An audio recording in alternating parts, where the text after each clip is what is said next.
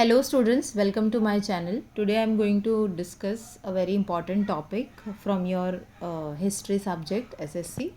So here I am going to discuss common causes of World War 1 and 2 and the common effects of World War 1 and 2 both. So I have studied and listed down the common causes or common effects so that after studying these points you can write for World War 1 as well as for World War 2. So let us start. So the very first cause is imperialism. In this point you can write as European countries wanted more colonies, raw materials and market for industrial goods. So this competition created conflicts among the powerful nations. And now the second point is industrial revolution and increase in production. This is also one of the cause of World War 1 and World War 2. Industrial development increased production. So countries needed more markets and resources, which led to rivalry and expansion. Next point is militarization or arms race.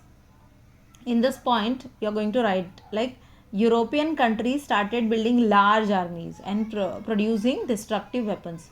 This created tension and warlike situation among the countries. Fourth point is rival groups or alliance also you can write.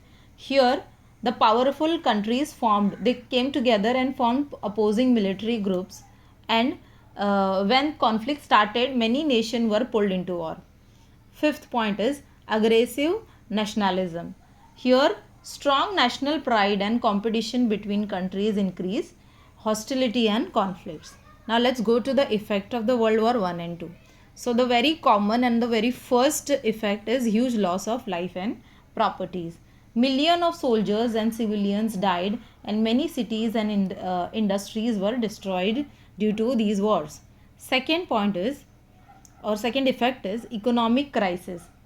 Many countries faced serious economic problem and financial losses due to the war. Third one is fall of empire and rise of new nations. Now here old empire collapsed and new countries were emerged. Fourth point is political changes in the world. New political ideology came and government developed after the wars. Means they developed some new ideology about the politics. Fifth point is after the World War, formation of international organization. So after the World War 1, the first organization which was established was League of Nations, and after the Second World War, the United Nations was established. I hope this helped, and do well in your exam, students. Thank you so much.